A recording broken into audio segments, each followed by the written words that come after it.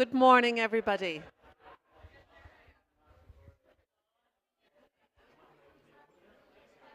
Good morning and welcome to ATU, Letterkenny campus, and welcome to our annual DICE conference. We're now in our 9th year. However, this is our first ATU DICE conference because, of course, we've only recently become a university. Are you all aware of that? Very good. So it's a great boost for the Northwest region, and we're delighted that our courses are growing and growing and becoming even more competitive than we have been in the past. So, as you know, we have within our department 4 specific disciplines. We have animation. Anybody interested in animation? I bet there are. Film and media production. Any film enthusiasts out there? Yeah, I see a couple of hands. What about fashion? Fashion design, woohoo! Okay. And who knows what graphics and UX design is? Do you know what graphic design is? I see a couple of nodding heads. Okay, very good. Okay, so we're off to a good start because today you're going to be introduced to some fantastic speakers from each of those areas. So these are the courses that we offer you. Come on in. We've got some more arrivals. Fantastic. I'll just wait until everybody is seated because we don't want anybody to miss anything.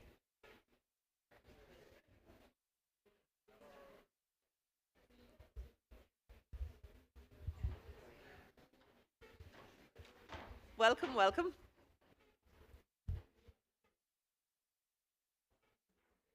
Carndunna? No? Yes, woohoo. I believe you had snow this morning.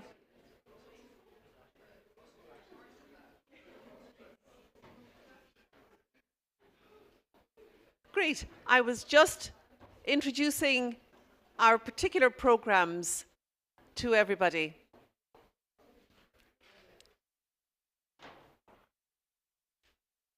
So I'll just recap very briefly. So our 4 specific disciplines within our department. Would anybody like to remind me what they are? Can you remember what we offer? Graphic design, animation, fashion, film. Excellent. So they're the general areas, but within each of those, of course, there are lots of wonderful different types of avenues you can take. So within animation, you can go down the 2D route, the 3D route. You can have a combination of the two. You could do stop motion like Wallace and Gromit and all those kind of things. So you'll be listening to lots of different aspects of those 4 areas this morning. And that hopefully will entice you to consider a career in each of those areas. So students that arrive here within our university can opt for a level 7 program in each of those disciplines or a level 8, which is an honours degree. The level 8 entry is a common entry, and within the level 8 you can have, for the first 12 weeks of the program, you can dip into each of those disciplines. So you can have a little bit of fashion, graphics, animation and film, and then at Christmas you can determine which area you'd like to take for the following 3.5 years. So that's a 4-year honours degree. But without further ado, I am going to introduce you to the first speaker of the morning, and this is Eileen Rafferty, and Eileen is going to speak about film and media. Eileen is an expert in this area. She has formed not only one company, but she's on to her 2nd company, and she has a track record within all of this area of film and media. Eileen started the Bothy with her partner and then has now started another studio called Errigal Studios, Film and Media. And all of this is happening in the northwest of Ireland, which is fantastic. Great to have all of this happening right here in our home turf. And Eileen is also a native of Donegal, but she's been around the world doing her thing. And so I'll introduce Eileen now.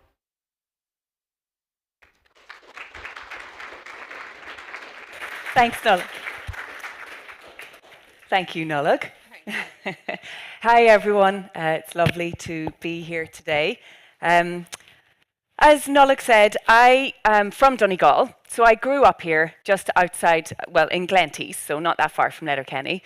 And I suppose when I was leaving school, quite a long time ago, I wished that I had somebody to say to me, you know what, there is roles in this industry. There is like an opportunity to work in film or animation or any of those things that Nolik was talking about.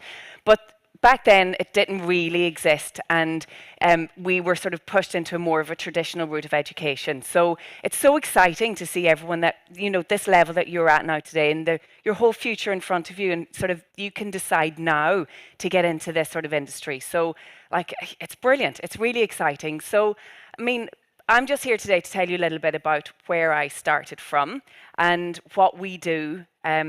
And I hope it gives you some sort of inspiration, but do come and talk to us. And, you know, if you have any questions afterwards or whatever, just let us know. But I started when I left school. I went to Dublin and I studied hospitality management for 4 years. And I loved it and it was great. But then I didn't know what I wanted to do. So I taught computers to kids and I worked in a bar in New York for 2 years, and I did very many things. And then I went to London and I got a job in an advertising agency. And that was it. I just loved it. I worked in the TV department, so I was making ads. And it was working with such creative people, fun people. It's a stressful job. It was long hours, but it was fantastic. And I loved it so much. And it was there that I met my now husband, who was an editor. And when we were in London, we worked on, you know, advertising jobs for clients such as Sky and Churchill, BMW, so a whole range of different clients that we had. And David was doing short films and features. He did promos for, you know, Elton John and years.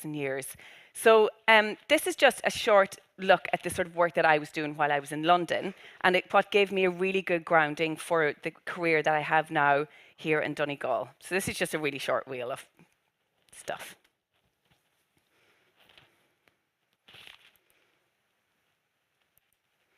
It's getting crazy. I think I'm losing it. I think I'm losing it. Oh, I think she said I'm having your baby. It's none of your business. I'm having your baby. It's none of it's none of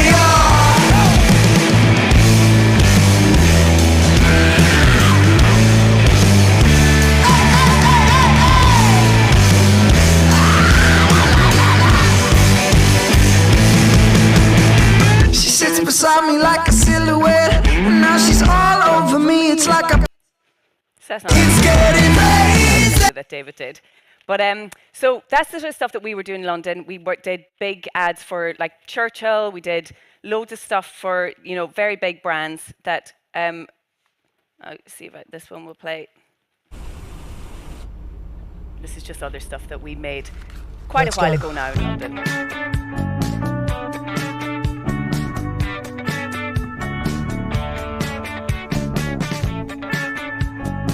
Everyone freeze! This is a robbery! Return to the moon.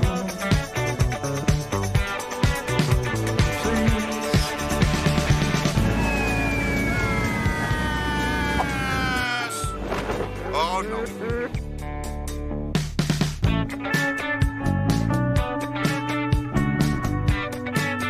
Monkey, you talking to me?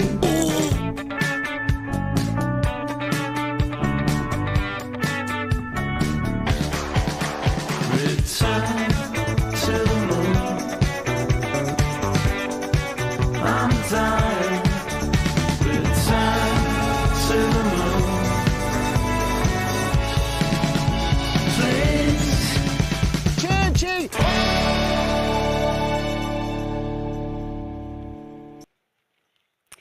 So that was the sort of stuff I was doing in London. Then we decided, let's move home to Donegal. And everyone thought we were a bit crazy when we left London because, you know, this sort of industry didn't really exist in Donegal on a larger scale, and how would we be able to make our living? But we did it anyway. And we moved home in 2016, and that's when we opened The Bothy, which is primarily an edit house and a production house, and we make TV, ads, and features.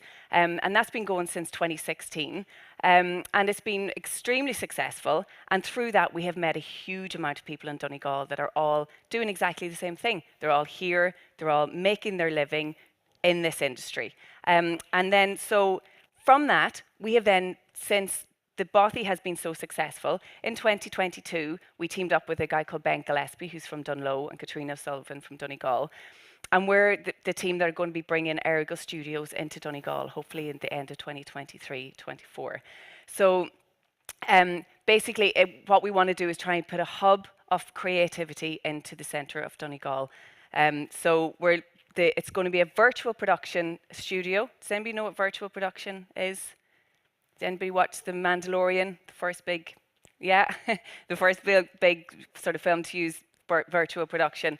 And everything that is being shot now, all content like TV, film, anything that you watch that has content will eventually have virtual production, and all that sort of, it's all beginning to blend into film production, into virtual production and the metaverse. So it's a really exciting time in the industry to be getting into it. So what we want to do is we want to put a forward-thinking, state-of-the-art virtual production studio here in Donegal. So yes, everyone, it is, people call it virtual production, but in the future, it's just going to be called filmmaking because it is everywhere. It's in TV, it's in advertising, it's in film and music videos, and it's in all the other things like photography and, TED Talks that we were talking about earlier, Aileen. Like everything that you can see is all beginning to blend in together. So it's very exciting. And to get into the industry, this is where I suppose for you guys, it's a good good to know at this stage of your career, because it's such a vast industry. It's so varied. And there's film and TV, advertising, content, all of that stuff that is the end product. And then the way we see it is that virtual production and gaming and the metaverse, all of that, it's all going to blend in together. So there's huge potential for this industry, and it's only going to get bigger and stronger and more creative. And that's why we need young creative minds getting into this industry here in Donegal. And then, for some of you, I don't know if you know much about the industry, but the way we look at it really is that there's above the line, that's the roles, and there's below the line.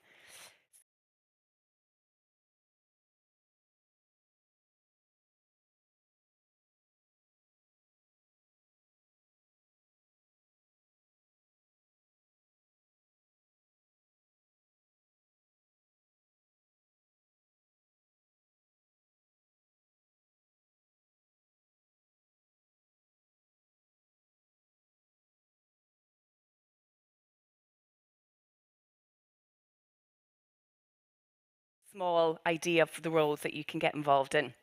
And each one of those roles has many sub-roles within those sections. So, you could be a production coordinator, or you could be a screenwriter, or, you could get into location management. So, like, the industry is vast and it's really big, but it doesn't work without all of those roles working in tandem together and making sure that everyone is, sort of working towards the end line. So basically, that's what we're trying to do at Errigal Studios and at the Bothy. We're trying to make sure that we are working towards the future and that we have all of these roles here in Donegal, so that when big films like Star Wars, or, because we all know that Star Wars was shot up here, but there was also The Northman, In the Land of Saints and Sinners, God's Creatures. I was on the set of 4 Letters of Love yesterday with Pierce Brosnan and Helena Bonham Carter, all happening in Donegal. And there's another film coming in April, and they're all just the big films that are happening. But there's TV as well. TG Cahir are starting a new series in the autumn coming out of Donegal. There's advertising going on all the time, and there's content.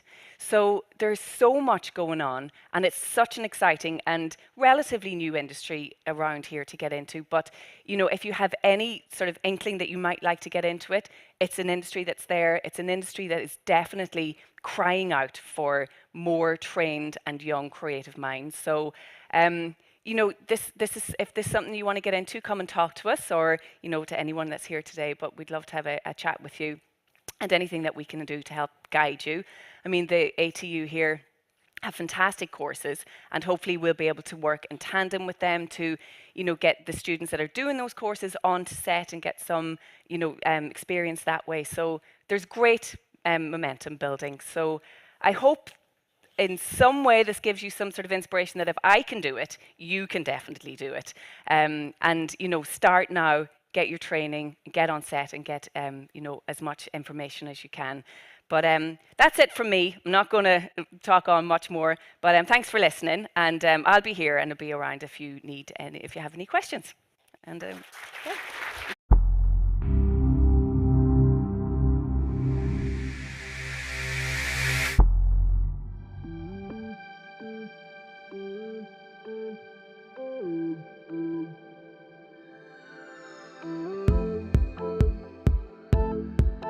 It's really hands-on. You learn by doing.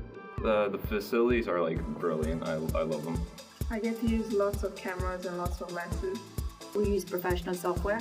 By the end of our last year, we'll get to write, produce and direct our own short films. It'll be in the movies probably, hopefully soon.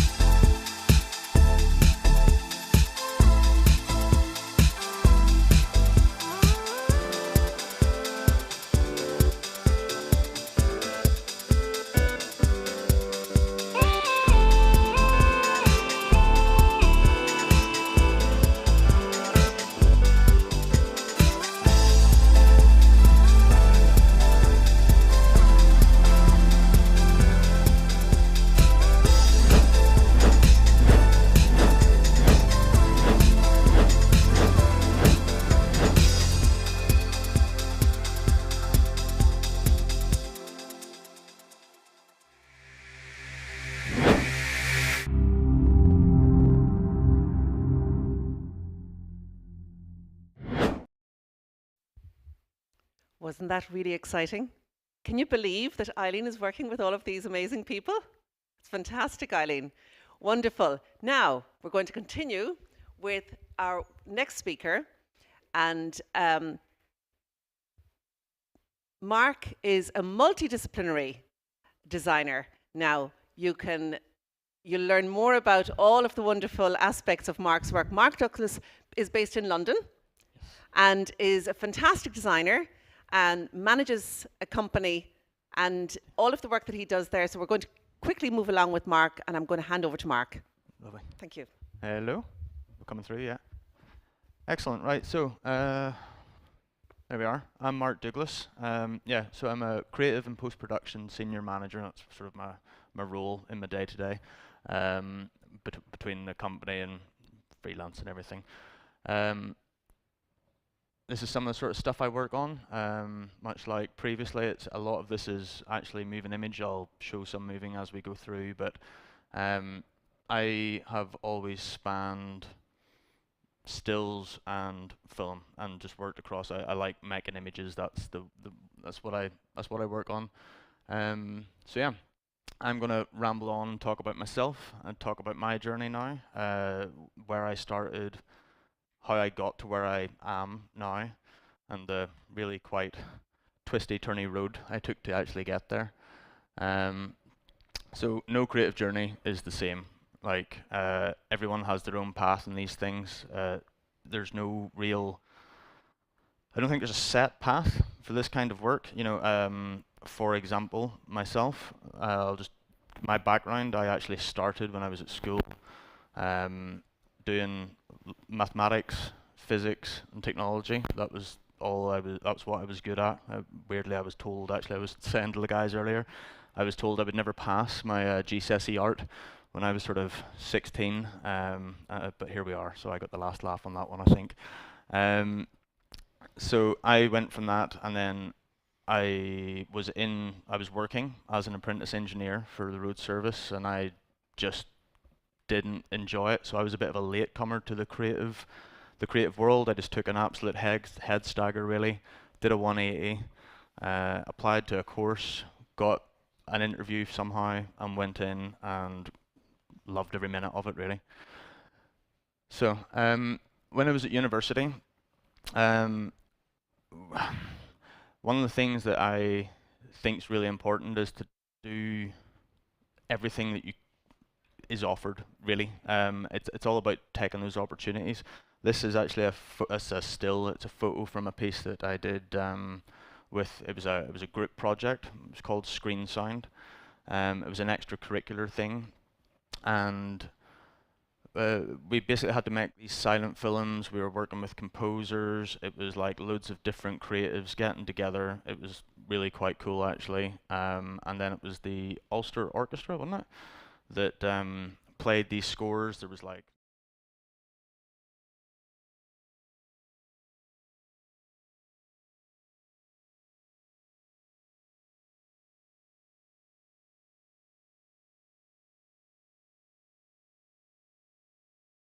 those memories.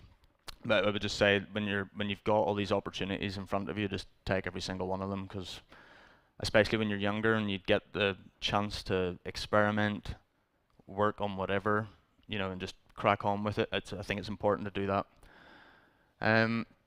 So I went through university, and I graduated from University of Ulster in Magee, and then I suppose a bit like yourself, actually, I had at the time, it was sort of 2010, 2011, and there wasn't much by way of work in the North Coast for that kind of thing.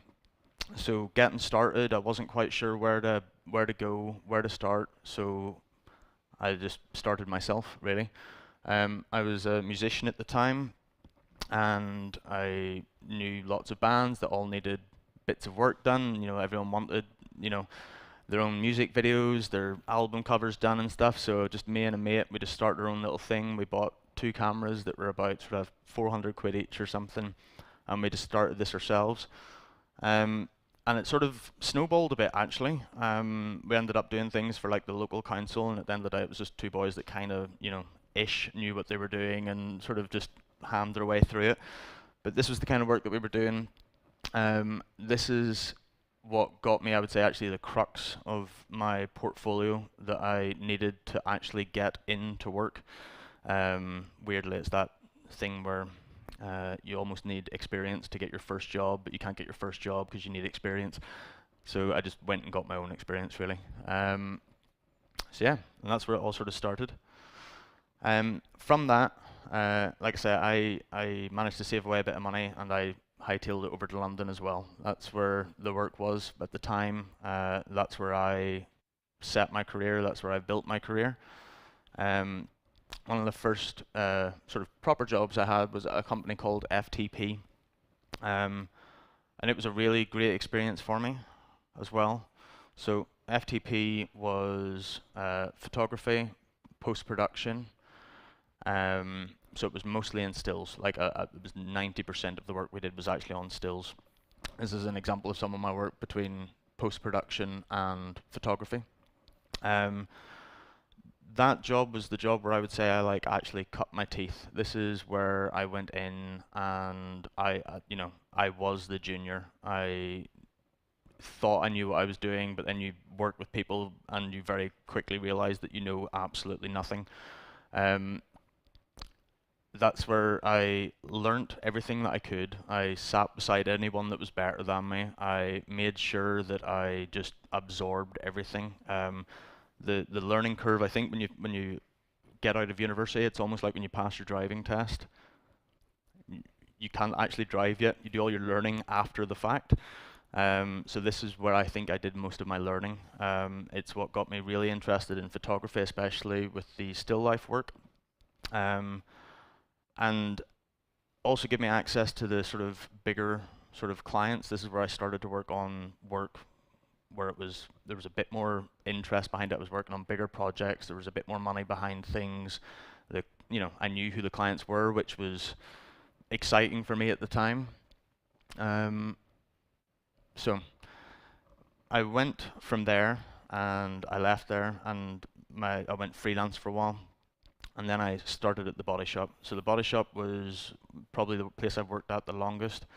I ended up being the global content lead there, I think my title was. But I started with them as a freelancer. So freelance. I was brought in basically to do some photos for them. Essentially, they like.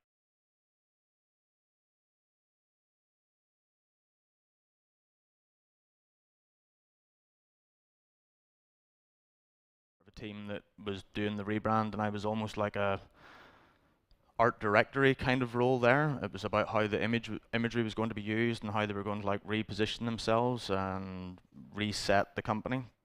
So that was actually a really cool experience. It's the multidisciplinary thing. You know, what am I trying to say here? I constantly, one thing, I get bored quite quickly. My brain goes at like a bit of a million miles an hour quite a lot. And this was one of the examples where I got to go in and do one thing, and then I was doing the next thing, and then I was doing the next thing, and it was constantly evolving, which was something for me. It was like constantly learning something new. It's the thing that I try and keep going forward with every time. And then this is where it sort of culminated in. This is some of my favorite work I've ever done. This is something that I've always sort of thought about and wanted to do, but the Body Shop gave me the opportunity to go and travel and do some work. So they had the community trade program, which was like 25 different programs around the world, where they try and make a difference in the areas where they either hire locals or it's just pure charity work or whatever. But I got to travel the world, take these photographs, and it was just a great experience. It's one of those, like I said, a lesson in, again, always saying yes. You know, like, do you want to do this? Absolutely. Get stuck in, you know. This is actually, I'll just play this video while I chat about it. But this is where I got to stay in Ghana. I got to go and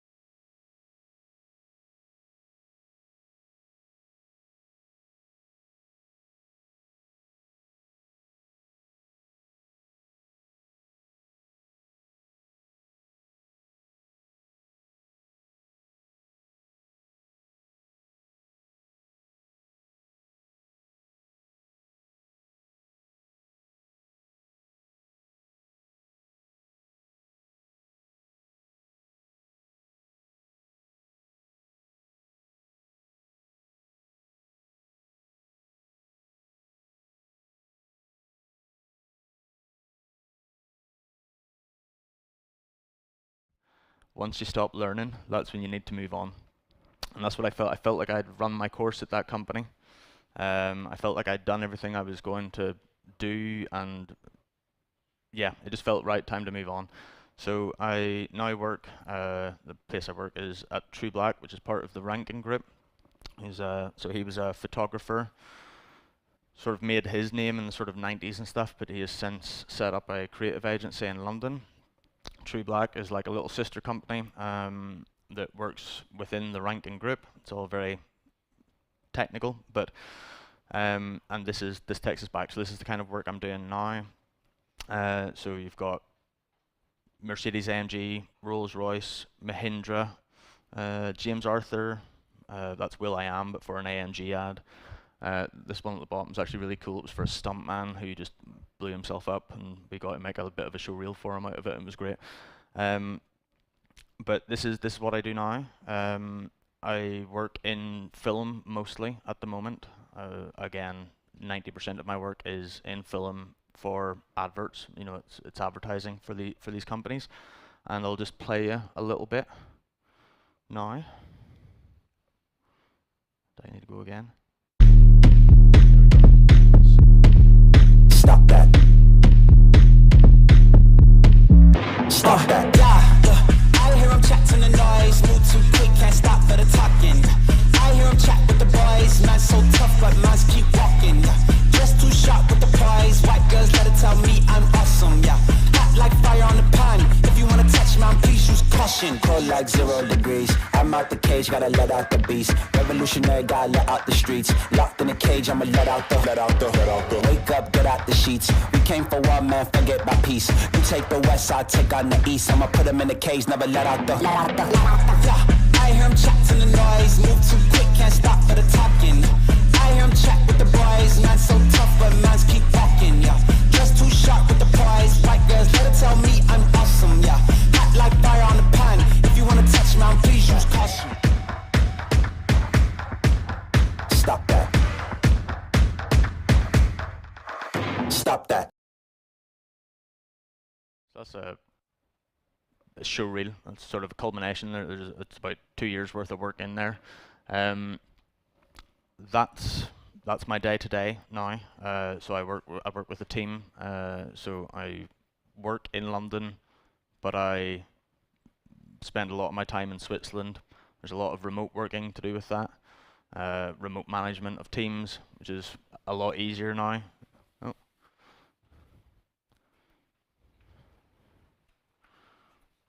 And that's what's next. Who knows?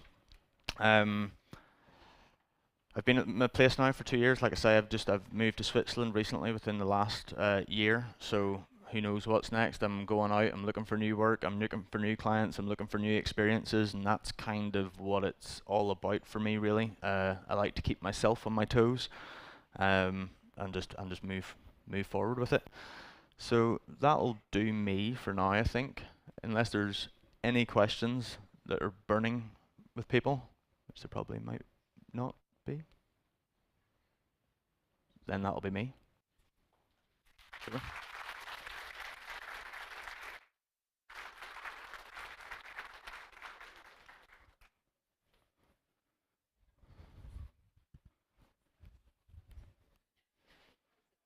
Oh, that was a whole lot of wank, wasn't it?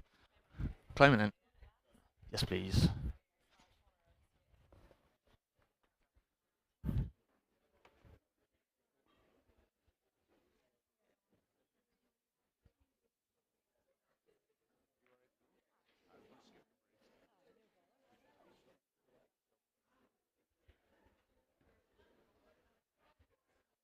Hey, hello. How you doing, folks? Everybody comfortable? Enjoying it so far? Some really interesting stuff. So Mark was actually a student of mine back in McGee, and I can tell you that a lot of his work was handed in kind of towards the end of projects, very much towards the end. But he always delivered really high quality work, and you can see that, like, he's working at a whole different level. Some really interesting stuff. Thanks, Mark. Next up, we've got somebody who's working with Netflix at the moment. She's just off projects with Amazon as well, but really costume designer, working from Game of Thrones right through to Peaky Blinders, and some really interesting work coming up as well. So I'm not gonna delay us any longer, and like to introduce this woman, and fit for purpose, but Aileen Fowler. Thank you. All good? Great. Hello, thanks very much for coming today. So I'm Aileen Fowler. I costume supervisor for film and TV. For 12 years. I started out, actually I'll go through here, and first off, what is a costume supervisor? I work alongside the costume designer who works alongside the director, and the purpose of my job is to facilitate the design, and through that is the story of costume. Telling the script, the best vision of the director is through the production, whether that's the design of the sets, and in my world it's telling stories through costumes. So for example, in this shot here, this was Gentleman Jack in 2018. Everything there that you've seen, including that backdrop, has been purpose built for that 1 second shot. I'd say about 8 weeks went into that on camera, not even 6 seconds. So there's a lot behind the scenes. My purpose now is I follow through with what's the paper, what's on the script. So that's basically taking the 2D words or and the 2D design and making it real. And from there, it's a massive collaboration to get things on the day. It's imagine it being like your massive final show, or it's a big theatre show every day, and sometimes in the morning, and you've got another huge scene in the afternoon, so you're constantly on adrenaline whenever you're filming, and it's intense. But whenever you have a big day like this, like that goes back, there's about 300 people in this scene, and there's all the stalls. It's like a sense of relief, and it's actually like a team. I don't know if any of you do sport or anything, but it's really like you feel like, wow, we've came through this together. This is amazing. Hopefully it'll make the screen. Hopefully it'll make the edit and they won't cut it out, which sometimes happens. You work on things for weeks and weeks and you go, you watch it and go, they didn't even put that in. But so I sort of back here. I went to Thornhill. I'm from Derry.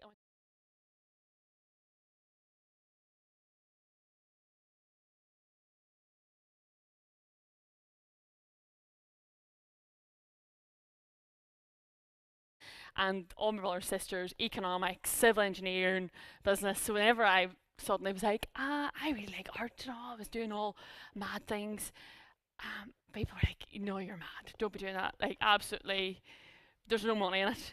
You're not going anywhere.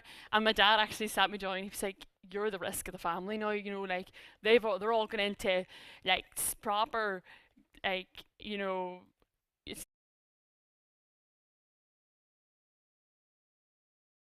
to something the unknown. So and I remember telling tutors and teachers, they were like, surely you're going to go do law or do architecture or something, you know, like a professional degree. I was like, no, I'm going to tech to do art foundation. And they were like, you know, but they just didn't understand actually what I had a vision, and I knew that made me happy. And that's one piece of advice I give to any of you, is do what makes you happy. Because if it makes you happy, you're going to do it quite a lot. And if you do it quite a lot, you're going to be pretty good at it if you practice. So may as well, you know, if you're scared, and if like I was freaked out, I was like, oh, I don't know, writing down pros and cons. What am I gonna be? An artist? What's an artist? How do I sell paintings?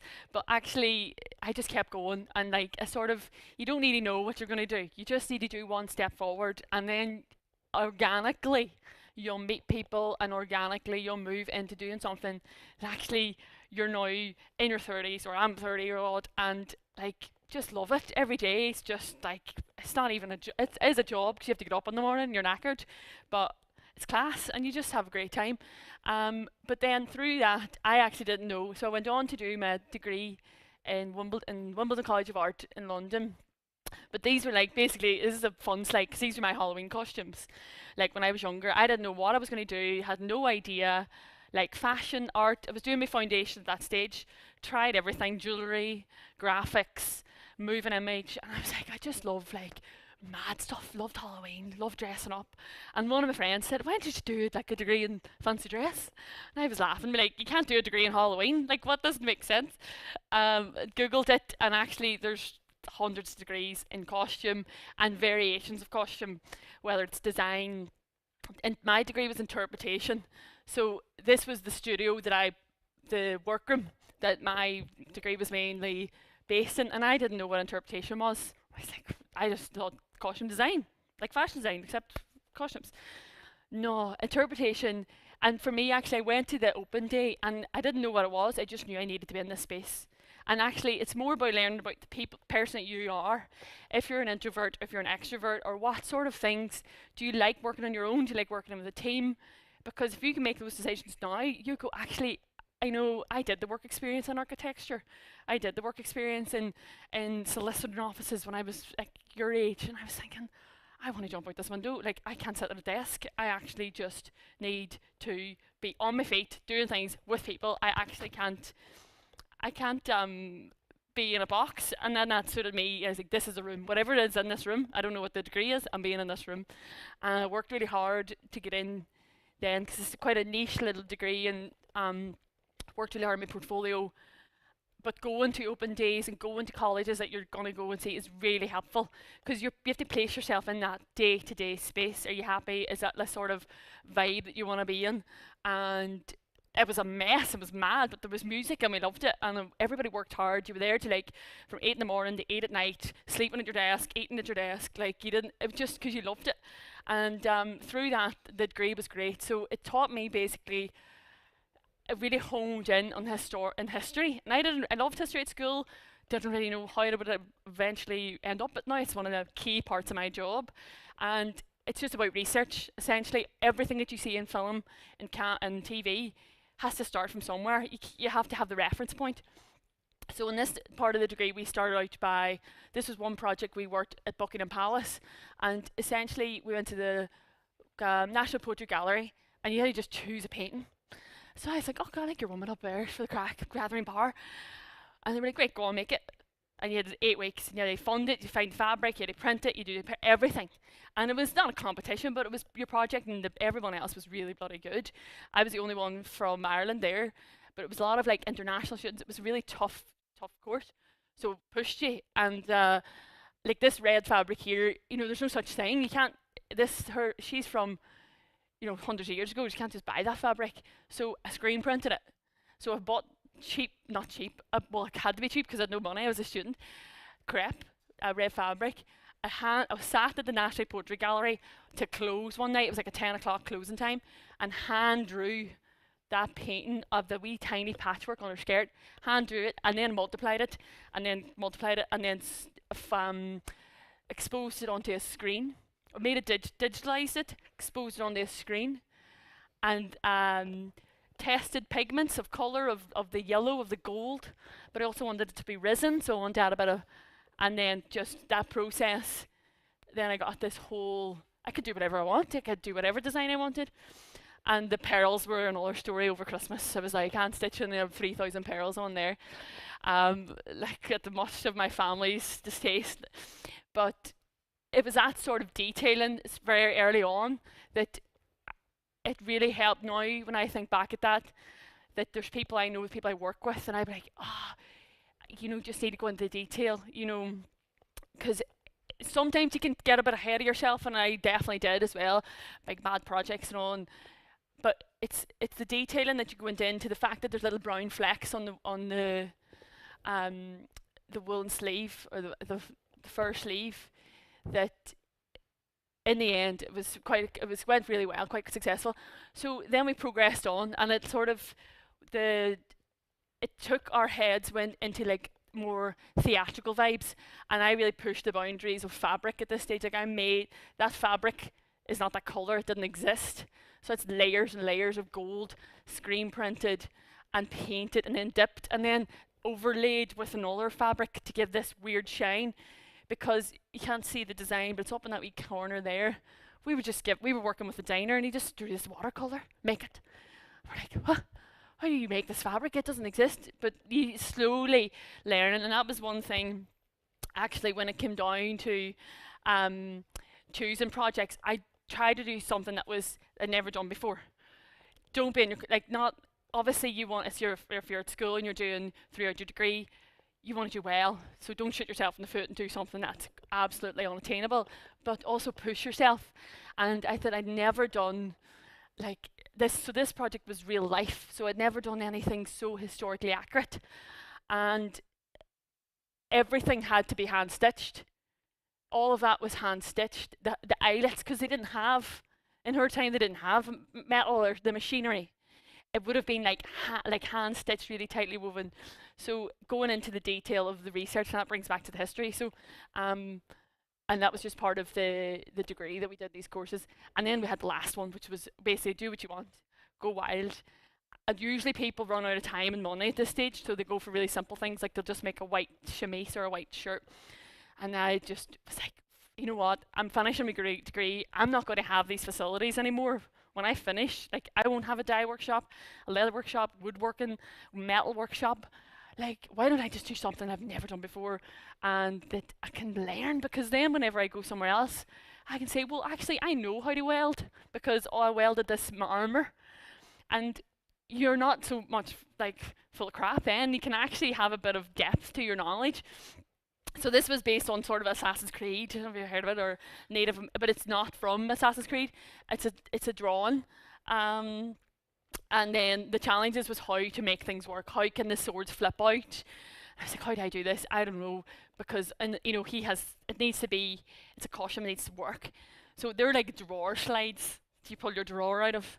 And I remember going into like home base, like when it's closing, what can I find? And I was like, oh, these. So whenever he flips his hand down, the sort of, it's obviously for, you know, it's still made of plastic. It's not going to hurt anybody, but it was that idea of thinking out of the box. How can you do it? But you just have to think about. I always think the best places. I don't know about you guys, but my favorite places are like homeware stores, or like, you know,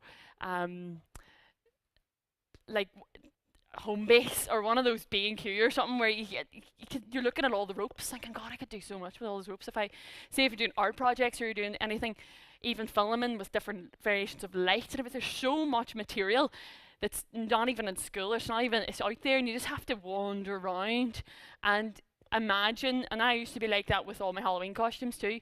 Throughout the year, I'd be like, right, looking at things, and oh, that's really interesting. I could maybe incorporate that chain into something down the line, which is what I did with all these feathers.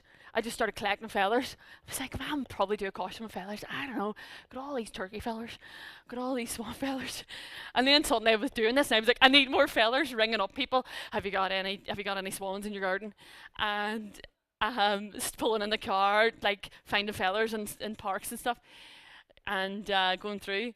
So I, after the degree, then I worked during the degree, and that's one thing, a piece of advice, like when you got your student loan, so you may as well do your volunteering then. And I know it's hard because it's always very much, you do not want to volunteer when you're graduated, because you need money and you can't go on, you need to eat, and you don't, obviously, you know, things happen when you do have to, like, work in a bar and work in a shop, and you just have to get by. But you may as well, while you're at it and you've got your student loan, you've got a wee bit of support, get out and get the experience of meeting people. And then whenever it comes to closely graduating, you just reach back out to those people. You remember I did this and I'm graduating soon. So it really helped me, that advice. And I did all these short films, designed these short films when I was in my degree, didn't get paid for them.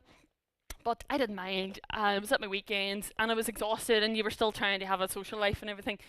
And this is a course that actually made completely out of human hair. It was an art project. It was exhibited in the Royal Academy summer show. This artist came, she was like, look, I've collected my hair for 20 years and a lot has changed in my life. I really have this idea. And I was like, that's mad. I don't know how to do it, but let's just go for it. And then suddenly I had this, like 20 bags of this woman's hair in my kitchen. I was like, I don't know what to do. But it worked out really well, and she did it quite well, and she won some awards and stuff for it. So we felted it. It was quite a story. There's actually a lot more to it than that. There's a lot about her life and her health, and there's a lot. There's a depth of sadness in that corset as well. And it's that sort of thing. I didn't know how to make a hair corset, but I knew how to make a corset. And I knew how to felt, which is like that process of when you lay wool. I thought, let's just make it. And also, you can always, if you're ever doing something, best thing is admit, you know, you're better off learning now. Now's your time to sort of, I'd say that you don't know. You don't know it. Now, even now, I always admit, I don't know what this is. Can you enlighten me? Can you, you know, so often enough, but when you do that, it turns out quite well. And it led then to me working at the Olympics. And this is in 2012, I volunteered, and a lot of people I worked with in my degree were like, no, we're way hoping for summer, we don't have time for this. You know what, like, you only live once, let's go on holidays with all the girls. And I just turned down the party holidays, and I turned down the family holidays when I was in London, because I thought, well, I'm still on my student loan, paying accommodation. Do you know what? Like, I work in a pub, and so, but during my degree, this was actually in first year, we did this, and it was the most, I had no idea at the time. I was just like, but Olympics, I think people in Derry might have heard of it. My mum might be proud. But actually, now looking back, best decision I ever made.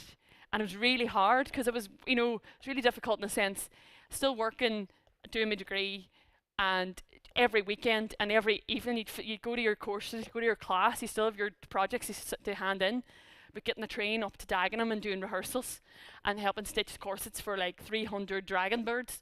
And then on the day, you end up dressing everybody, and that was like a life experience that I'll never have again, because it was just so surreal. You're getting out of car and the Spice Girls are walking past. You're like, this is just, and like Queen, or whenever they're coming off stage, and all the superstars that were involved in it. It was one of the times I was like so starstruck. Just Russell Brand walking around, the Beckhams walking around. I can't even, Paul McCartney, can't even, the amount of celebrities, like, I could go on all night. But you sort of get immune to it, and that was actually one of the best things, because I was like, well, they're just people. They just drink and do all that, drink water and eat their food like we do. So it sort of did, it sort of broke me into the industry in that sense of scale and meeting people and being like, hold on a second, this is just real life actually, because the whole stardom up to that point I was like, oh my god. And then I was like, oh, whatever. Like, Emilia Sanjay or Jessie J or something would walk past, you'd be like, oh, she's got something on her shoe, I should probably fix that. You're not even thinking about her, you're thinking about the costume then. Oh, her dress is what needs opened there, I'm going to need to help her with that.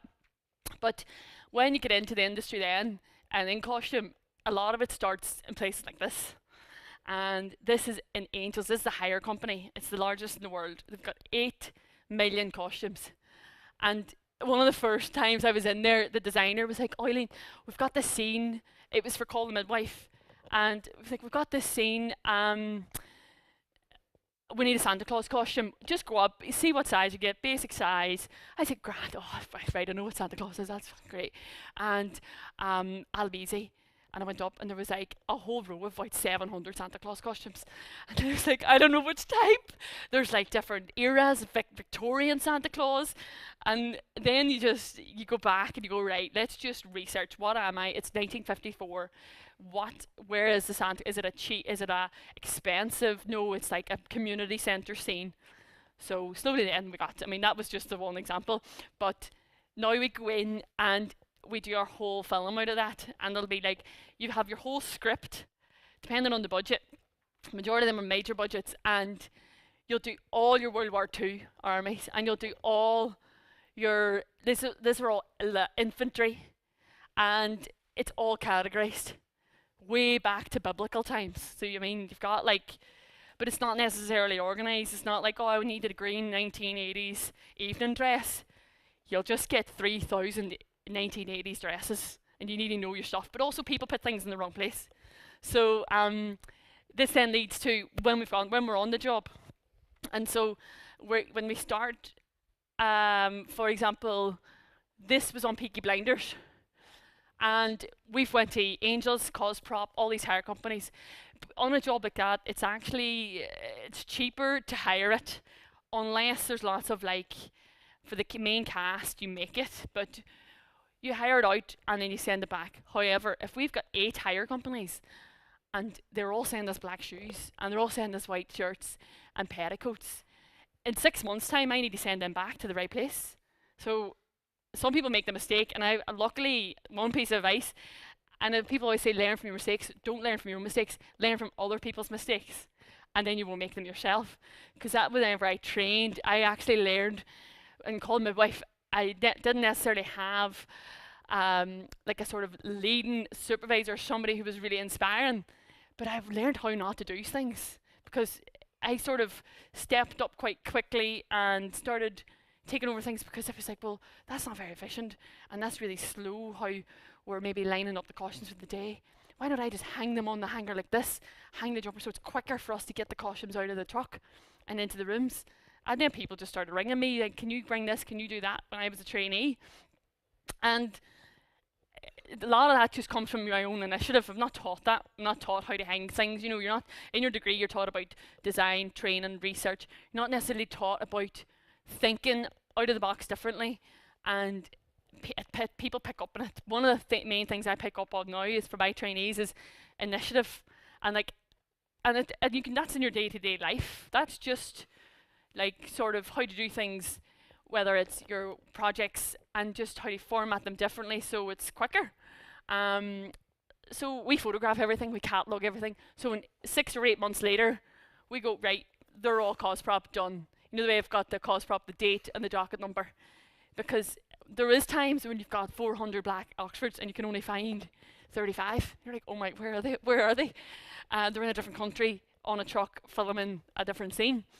So this this was called My Wife. This was when I was training, and that's a sort of background extras that we hire the costumes beforehand, and then when it comes to filming, we go, right, the scene is they're outside the street. The girls are cycling past, the midwives are cycling past, the nuns are in the Nada's house.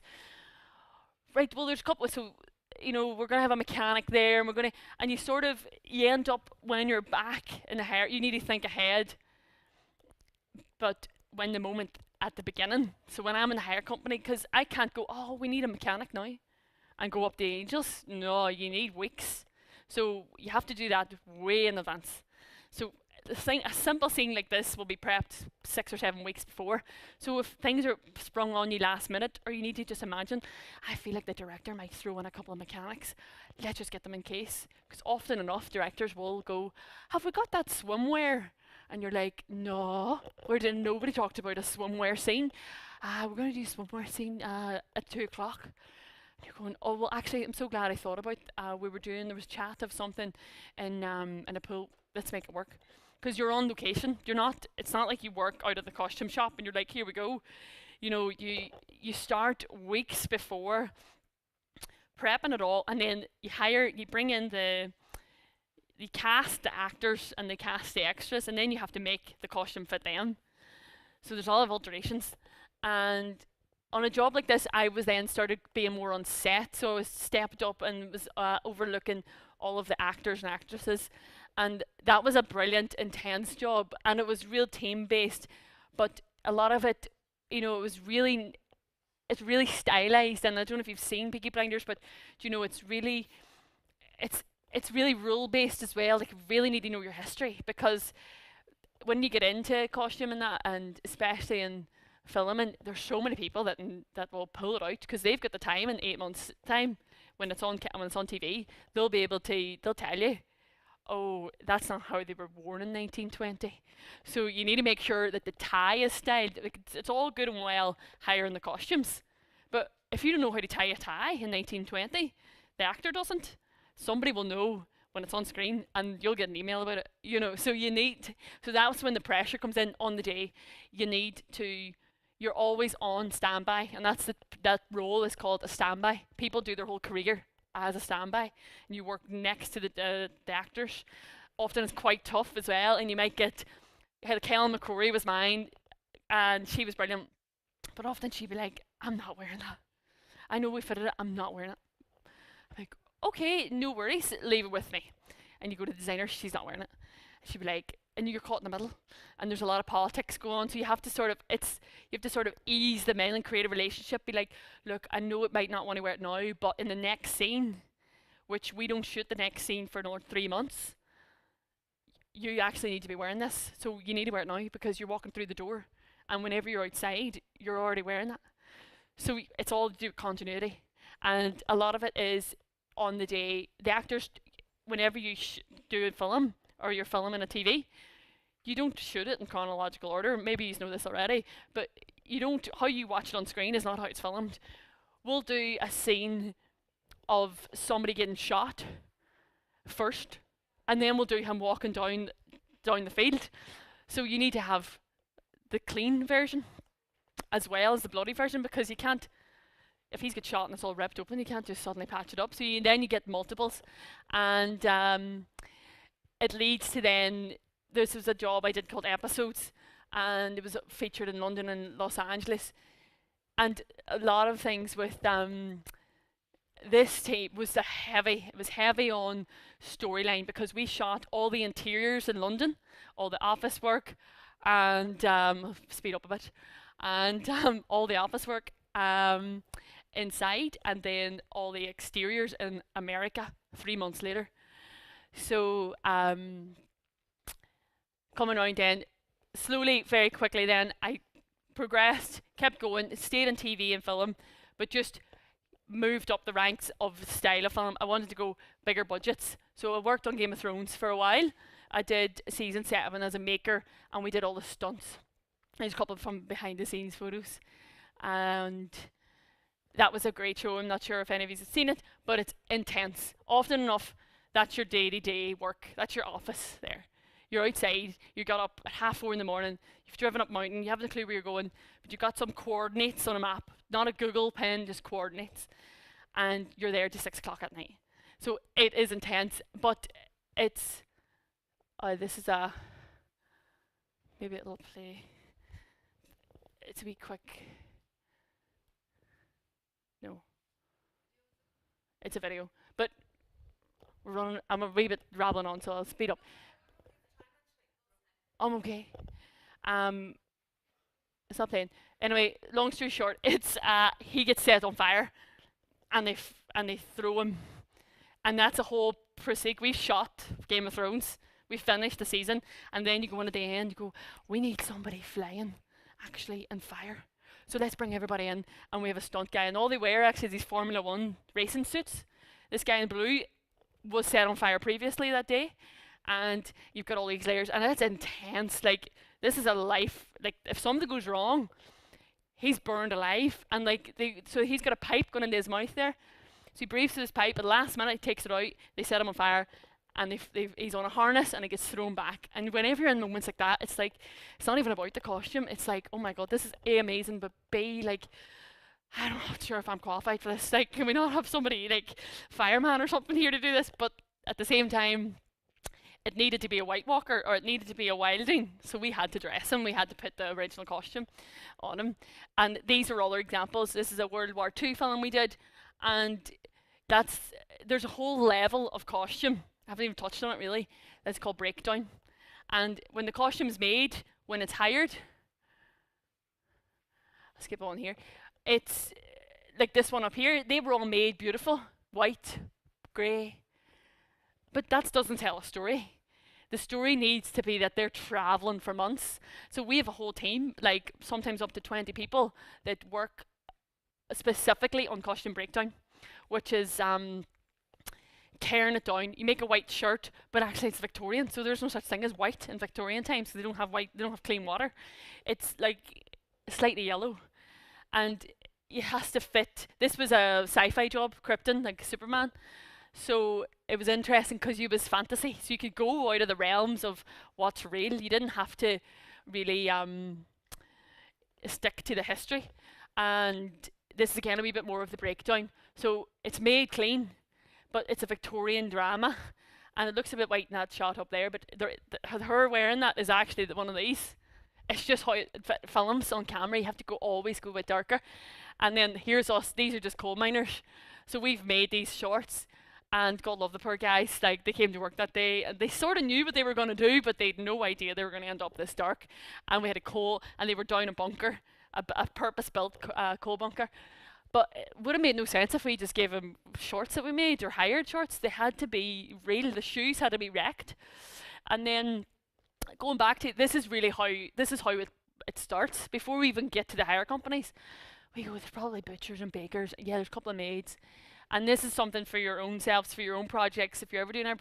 Like, actually, like, going back, there's some, looking at real images at first hand, you know, this sort of, you learn about first source material. You can't get wrong from a first source material, because if somebody ever questions you, then actually, well, you've got proof. This happened. This person was in Yorkshire in 1820. So we can make it. And then these are the sort of people that we'll make. This is a job called Gentleman Jack. So you'll see that these are characters that they look, this is a photograph I took, but on the screen it's even graded more. It looks like from that era, 1820. And we go through the process then of casting and research. So, you know, like you do projects at art and stuff, and you do research books, and you probably think, I don't really know where this is going. Actually, I still have all my research books I did at school. Like, say you mood boards, you stick in stuff like magazines. They take you places, you don't really think about it until later on. And you go, actually, I'm really glad that I got into the habit of doing research journals, and I actually wish I got into the habit more. And I sort of have loads of ones. I didn't have one. I should have, you know, it's something with a bit of crack then. These are a bit more posh costumes. Like, you do have loads of fun, and you can, in big scenes where it's like, you know, the Queen's Gala and you're in Copenhagen and you're doing a ball scene, you need to know your stuff and you know it accurately, because whenever you include like military or the royals, like the crown is like a serious drama, because there's so much, people always have something to say about like royals and costumes, and it's because there's so much material out there about them. And then this is a typical day of when they're arriving, they're getting dressed. So we say we've got 200 people to get ready all throughout the morning.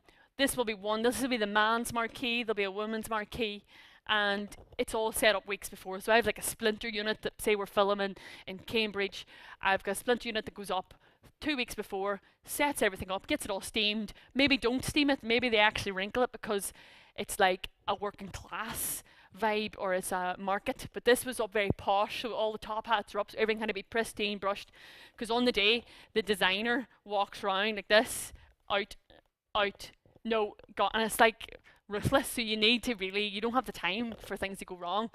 So, and then this is just a bit of crack, the bit of exhaustion, because genuinely there is a lot of this where you're hulking costumes round and you're looking for a tie and you fall into the box and there's like 3,000 shirts. You're like, I just want the original shirt that you found. So it's actually like a long day. Standard day is about 14 hours, but it's getting better nowadays with everything trying to be unionized. But you become so close. You actually, your people you work with, they know more about you than your family do at that stage, because you're in with them. You may be on location filming and you're all at the same hotel, you're traveling to work, you're going back for dinner, and actually 3 weeks pass and you're like, God, like this is just like, it's like a circus sort of. You're on the road. But quickly run through, this is another fantasy job. These are a lot more design based. This is a lot more fantasy, thinking out the week. We designed this from scratch. So this was a job called The Wheel of Time we did in Prague, and we actually created that map. And based on like, how do you start when you're doing a fantasy? How do you know like the wildlings are like from that ethnicity, or like, and basically what we do is we go back to real images and look at all the cultures and then make it up. And we go, Andor's a lot more they've been a lot more ethnic, and they're villagers, so they're sort of, there's blacksmiths, they're real people, there's beekeepers and all this story. But then you might get the Ilian, and Ilian are like army, they're all, it's like a bit like a communist regime, and they're all sort of, they wear the same clothes. So you can have so much fun. And we have, on this particular job, like we had over 120 people in the costume department alone. And that's from trainees right up. So you have people who are hired just to do those images, to work alongside the designer, and then you've people hired to make the prints, like how I was doing at uni, but that's on a massive scale. You've got the leather workers, you've got the jewellery makers, beyond that, and this is just one room, there's about 6 of them. It's huge, and this was in Czech Republic, this is in Prague, and then down the back you have the dyers, shoemakers. And actually, now that I supervise, I then think out of the box and go, we need a lot more leather workers. There's not enough leather workers in Northern Ireland. I know, there's saddle makers, they do horses. Let's get some saddle. And you pull in drafting people who, like saying earlier, drafting engineers who can do coding, because we actually need them to create this helmet, to 3D print this helmet, but we need them to render it and get all of the programming done for that. So sometimes you go down one route and you end up in filming because your route takes you there. And these are the outcomes, and it's a lot of back and forth. This is like, they're prototypes. You go through a series, something like this. We started working on this in a January. We filmed in September, and we didn't finish until like COVID sort of was in the between that, but it took us nearly a year and a half to do one season. So it's intense. And then whenever you're out in the road, then there's all different variations. As I was saying earlier, there's other different teams within costume. And I'm only talking about costume. Like on this, there's a whole like art department, props. You've got your hair and makeup. And just as Eileen was saying earlier, there's a whole other level of departments that it might not be clothing that you're into. But yeah, you can have have a bit of fun and travel as well. And here's a couple of images of just the gore on the day to day. You need 50 dead bodies. So you're up a mountain at 4 in the morning, getting everything up the mountain to prepare for 7 o'clock for this one scene here. And these are just a couple of good crack images that you also have as well during COVID. We had to be masked up, and you end up, you can't take it too seriously because it can get really stressful. You're away from family, and you end up, there's me there we're looking for some Nazi costumes, and I found a guy down the road that had like 20 of them in his bedroom. So we went down to check him. I found him on Facebook Marketplace. This is a true story. Found him on Facebook Marketplace, and we had to burn the Nazi costumes for the scene. And I just happened to type in World War II boots, thinking maybe we'll get some boots on Facebook Marketplace. This guy had 20 Nazis in his bedroom. So we went down and we were like, this is amazing. Like, as if you would think that people would go, this is not amazing, this is a bit weird. But we took them all, got them on screen, and now they'll be on Good Omens season 2. And yeah, there we go. So there's a lot more coming up. Like I'm working with Netflix at the minute, but I can't really talk about what I'm doing. But I hope that gave a little bit of an insight into the behind the scenes, the day to day. If you're that sort of person, just keep going and tailor your projects. Look now for what you think you're going to do. Look at your university degrees. Look at what you're going to go down, and tailor your projects now to suit that, because you're more likely you'll get in. Sorry about rambling on there.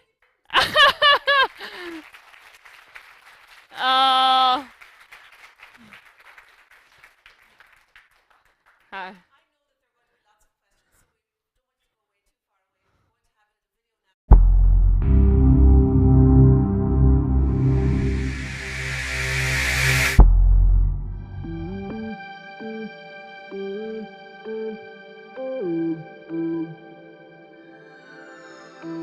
We work with the professional software so that we're ready for the demands of the creative fashion industry. When I started, I didn't know how to sew anything, but now I'm creating my own fashion collection. We follow a creative design process to understand what kind of designers we are. We've been to London, which was a great educational experience. We do photography or video in every semester. There are so many new innovations within fashion, and the way that we bring in sustainable solutions it's so exciting, and there's so many interesting things going on right now in fashion. It's great to be a part of it.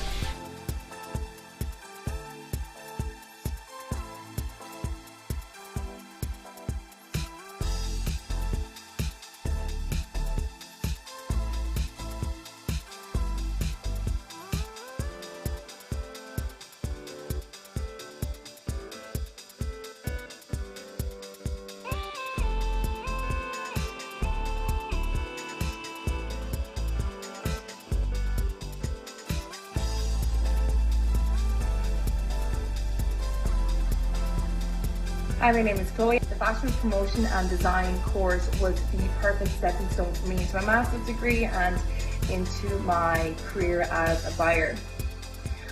It was a 4-year degree, and I went in with the mindset that I wanted to be a bridal designer at the end of it, but throughout the 4 years I learned more about myself, and today I am a qualified trainee buyer working my way up in the industry, and I'm loving every single minute of it. Hi, my name is Helen, and I am a design assistant at Contour Apparel Solutions in Derry. Contour Apparel is a professional clothing company that caters to a wide range of sectors, including fire, rail and transport, and healthcare, just to name a few. So I started at Contour as part of my work placement, and they offered me a full-time position, and it's just been a lot of fun since. Every day, you just never know what kind of weird and wonderful project it's going to come your way next. And you get to work with a lot of new and innovative technologies like our robotic cutting machine and 3D pattern software. The Fashion Month promotion course has really helped me in so many ways. Like, the skills I learned are like my foundations, and I've just been building on them ever since. Photoshop and Illustrator, I use them every day. I would be absolutely lost without them. You know, one of my key roles now at Hunter is creating and adapting patterns. So the pattern drafting skills I learned through the course are just completely invaluable to me.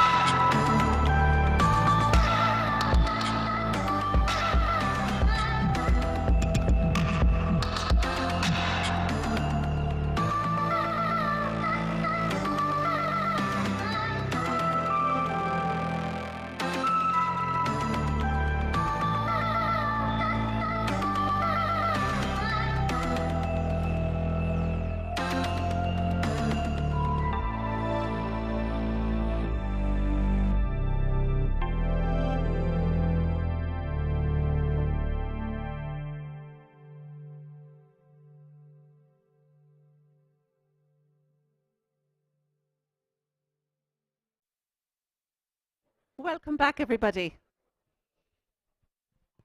Okay, we're back again. I know that was just a short break, but I don't want to lose sight of all of the wonderful stuff that's happening here today. Aileen, that was absolutely fantastic. It just makes me feel so hungry to do that type of work. Did anybody else feel the same way? Wasn't it just great? And Aileen, could I ask you, are there opportunities for guys? I know it may feel like quite a female route to take in design, but are there lots of opportunities for props and that type of thing for guys? And there's actually nearly more roles for men than there is for women. People often think costumes like, oh, dressmaking. No, there's armourers and there's leather workers, and majority of the team on set. It's quite a heavy, grueling set. You need to have all your layers. That your majority people are men, and actually, I mean, it's. I'm not saying it's still go for it if you're female, but don't feel that what you think the norm and what people are saying is, it's actually so much more. Yeah. And even ages, people start the industry when they're in their 40s. I hire people and this is their first job and they're like in their 50s. I don't mind, because they've got like a different level of skill throughout their life. And they're making shoes, say, and then suddenly I need somebody on set to fix his shoes because we've got all these special shoes. This guy's never been on set before. You know, and we're up a mountain somewhere fixing boots. He's like, this is amazing. I never thought I would be doing boots up a mountain on this job in Czech Republic. Yeah. You know, I would say, don't think there's a non-normal route, do you know? Yeah. Just do what you love, and then you might organically filter through. But if you want to go into assistant directing, there's lots of work for that, lots of traineeships for that. And yeah, a lot of it is also one that I didn't say actually, to do with like your people skills. You need to be a bit, throw yourself out there and like not be scared. Risk taking and just be a bit confident, you know, and speak to people and go up and talk to them, even if you don't really know what you're going to say. I think a lot of career paths is about risk taking. You know, it's about jumping into the unknown, doing things that you may not have tried before, making the mistakes, because that's what we do. That's how we learn. I liked your point about look at the other people's mistakes first. Learn from other people's mistakes as well. Yeah, I always used to as a hot tip, whenever you're doing your degree or anything, talk to the students in the year above you. Oh yeah. Make a friend with someone who's graduating, because they'll go, I wish I'd done that. And then you go, right, I'm going to do that then. Yeah. Do you know, it's actually, somebody said that to me with my portfolio, going into uni, they were like, don't do what you think you're going to do and do all this, because actually they don't want to see that. I've just done my interview. They want to see this. And then, so yeah, talk to people who are like a couple of years ahead of you, they're doing what you're doing, that are just, you know, because they'll definitely help out. Yeah. Give tips. Yeah. And I loved Aileen's point as well about making use of the unknown materials. I'm a bit like that. At least I used to be a lot like that. Go into a hardware shop and you see something, think, oh, I know exactly what I want to use that for. So it's using materials that you wouldn't expect to use normally, or even recycling. I'm a great recycler. I mean, no, we're all recyclers now.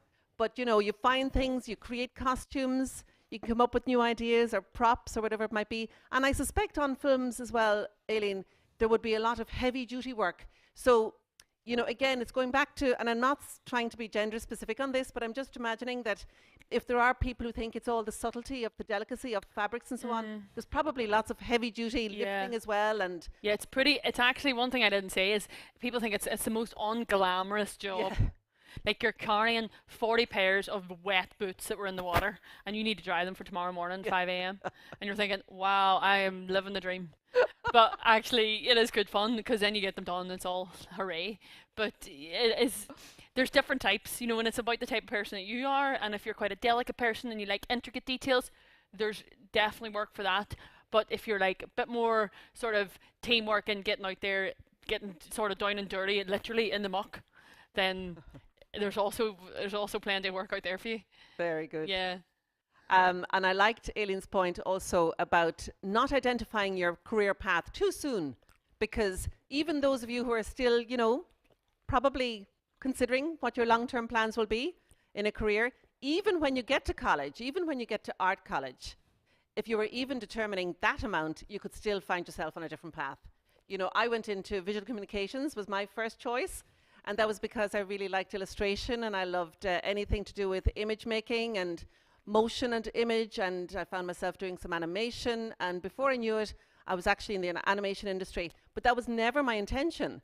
So it's interesting how we can all find ways of, you know, rooting for a particular area that you really are passionate about as a 13 or 14-year-old, but in fact then when you're 24 you find yourself in something that's completely different, but it's really exciting, and it's the excitement that you wouldn't have expected or anticipated, and then that leads to greater things again, and you just end up in wonderful different places. And like that, I suppose in my own journey, when I finished my degree, I was putting up my degree show. I was actually late, really bad behavior, because I had just skipped away to the Annecy Film Festival with a film under my arm in a can in those days. And I came back the night before my show and I had to put it up in the middle of the night. These examiners came in and I did okay, but that was fine. But within 24 hours, I was offered a job in Los Angeles. And then I just went off to LA, and I had no intention of going anywhere. But I went off to LA, worked in the animation industry for 7 years, and then came to, well, between Dublin and Letterkenny, I was freelancing probably for 12 years in classical animation. And I've got two wonderful students here this morning who, if we have time following Jacob's presentation, we might come back to a little bit more about animation, because Sandra and Conrad, who are here with us in the auditorium, both traveled with me actually, was it October? Yeah. And so that's another opportunity that we offer here at ATU. We engage in internationalization as much as we can. And so if there's an opportunity to produce a project with other universities across Europe, we will do that. And Conrad and Sandra were two of 6 students that traveled with us in October to undertake a project internationally with Finnish students and German students. So that was another wonderful, and their project was fantastic, and it's going to be probably screened in Strasbourg this time next year. So we're going to have an exhibition of all of the international work in Strasbourg next year. And now, I'm going, just before Jacob comes on, I'm going to just run this short little video because I think it's great. And I'm so proud of the work that goes on in our department. So this particular student would have come the graphics route. So she would have done illustration. This is the kind of area that I would have chosen to do when I was in Leaving Cert, because I liked illustration. But then you find yourself looking at typography and all the other things that come with image and type and book design and so on and so forth. And so I'll just run this little video. This is not just VCOM, this is everything, I guess, from within our department, but I quite like this. Let's see now.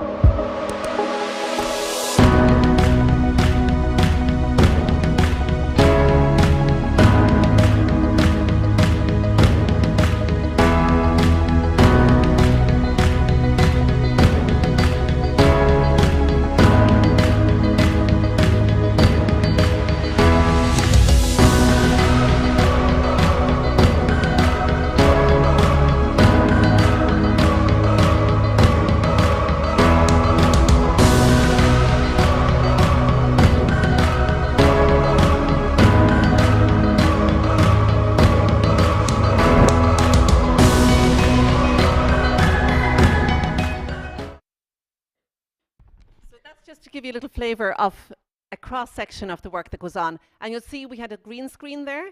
So the green screen that Eileen referenced earlier, and I think Aileen also had green screen activity going on, that's all within this campus. There were some other aspects there that I was thinking of bringing your attention to. So claymation, you know, that type of animation where you work with clay, you can do all of that as well. Are there any questions at the moment before we move on to Jacob? I'm going to pass around, there's a little sheet here that I'm going to pass around to each row, And I'd like you to indicate your interest, if you have an interest in any particular program, and then I can come back to each school and give you more information. Is that okay? Just if you want to give, now you're invited, if you wish to give your email address, your personal email address or your school email address, if you like, and the school that you're at. But you don't have to. But if you wish to do that, I can communicate then with you about any further details that you might have about any particular program. Okay. So now we're going to move along to, I'll introduce you to Jacob. And Jacob, I'm proud to say, is a graduate of our Graphic and UX program. Come on down, Jacob. Don't be shy. Might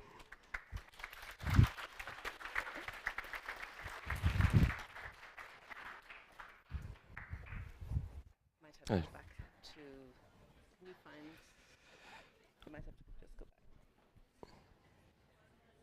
Exit. Yeah. This one up here.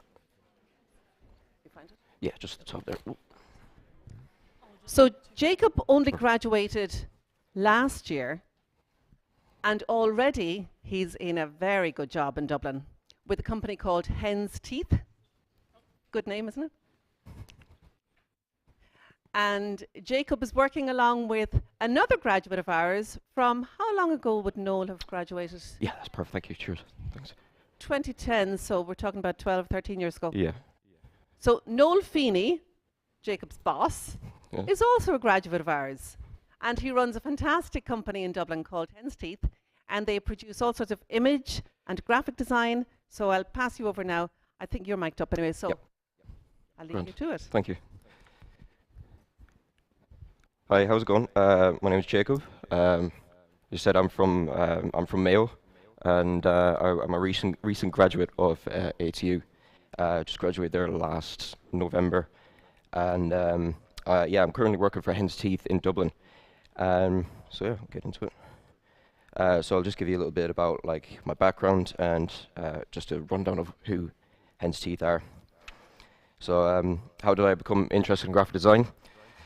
I don't know. I was kind of about TY, kind of your age. They were kind of doing business mini company businesses in our school, and there were different things happening, and they were kind of like, oh, we need a logo for these.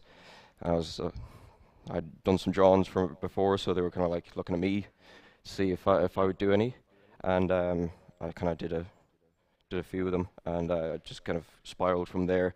I'd go on like YouTube and just like look at like tutorials on how to use certain software like Adobe Illustrator, and then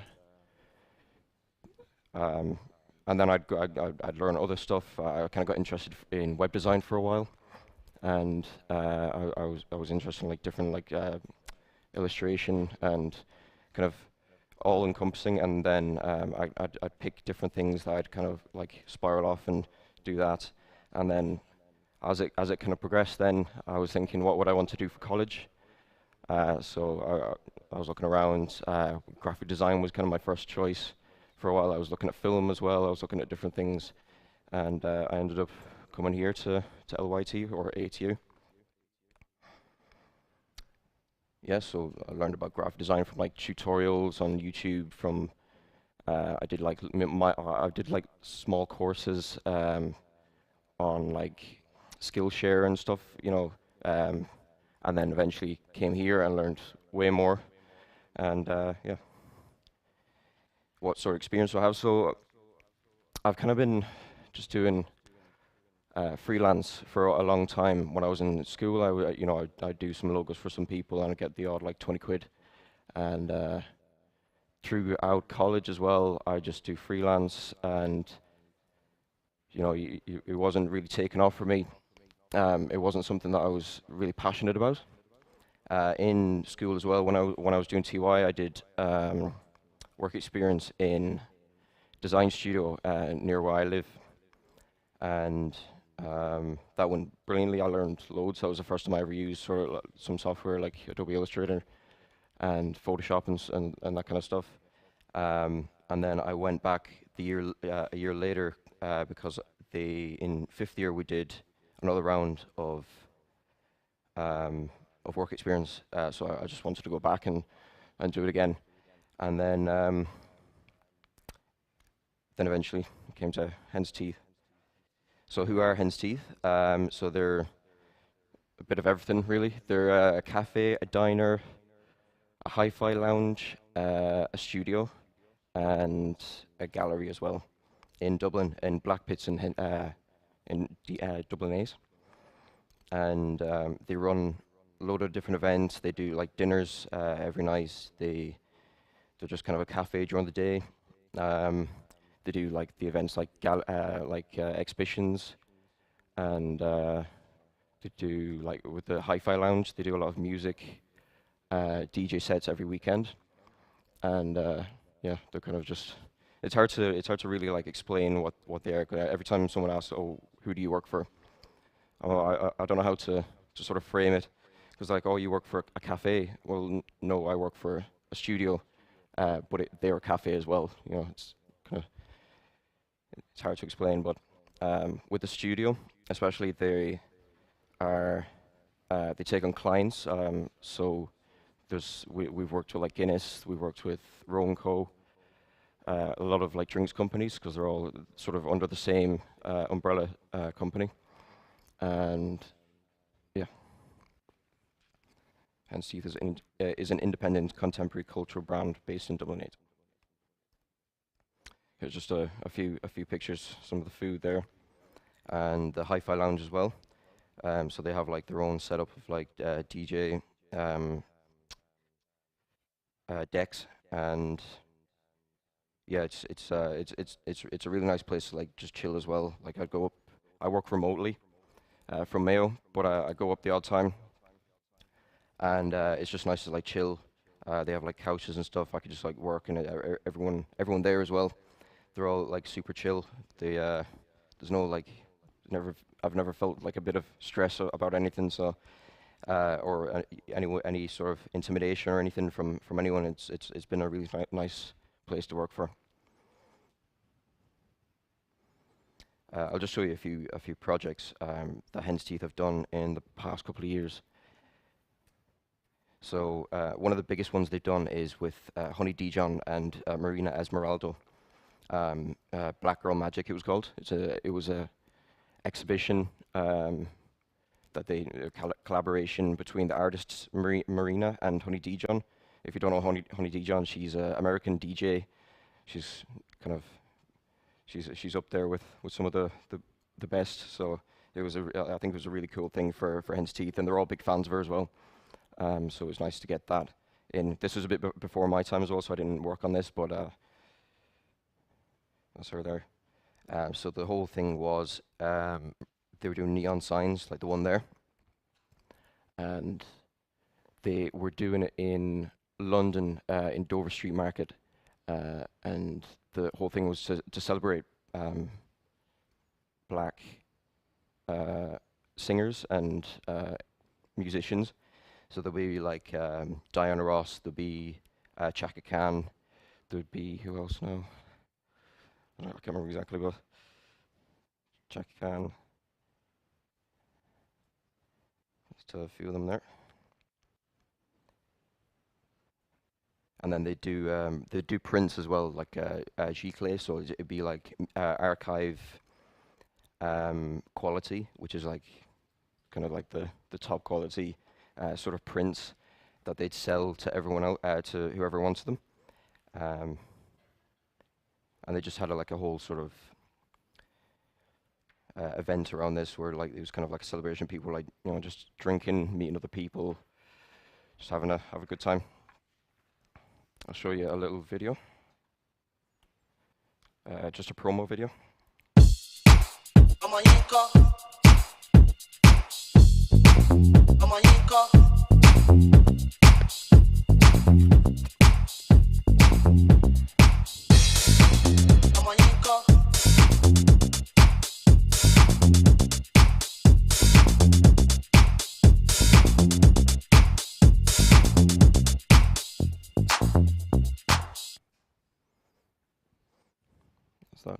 I guess the thing with like how Hen's Teeth comes into it, they just kind of organize everything. They brought these two artists, or a musician and an artist, together.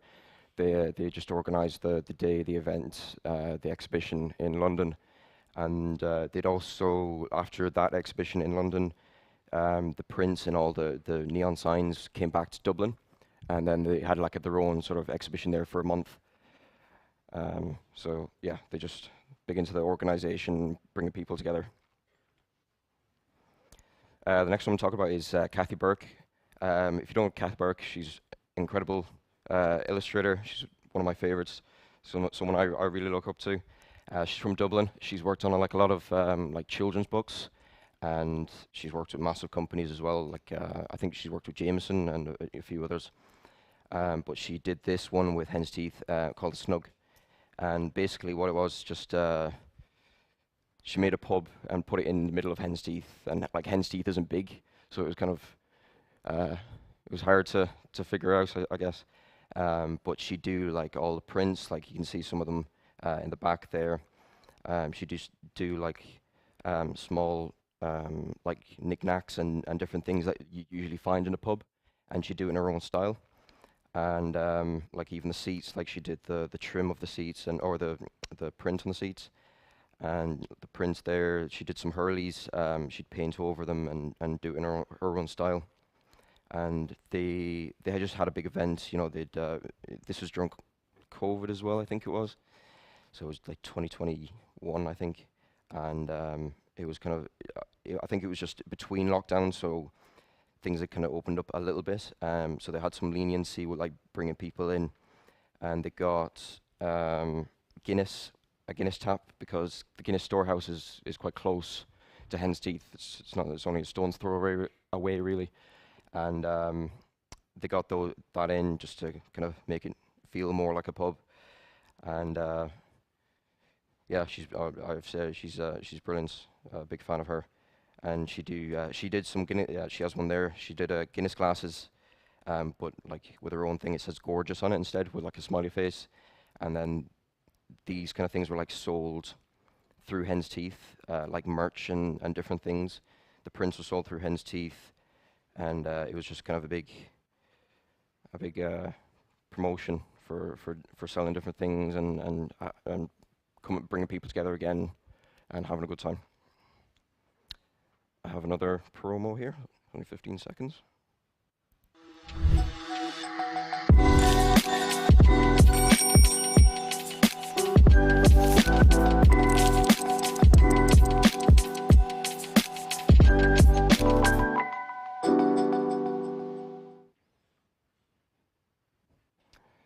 And with the promos as well, they bring in a third-party company. It wasn't directly done with Hen's Teeth.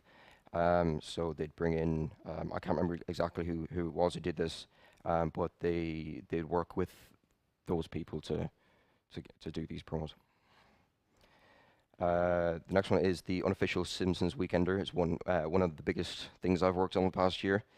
So you can see there, we set up our own Simpsons sitting room in the middle of Hen's Teeth, just like the Snug, you know, just bang in the middle of Hen's Teeth.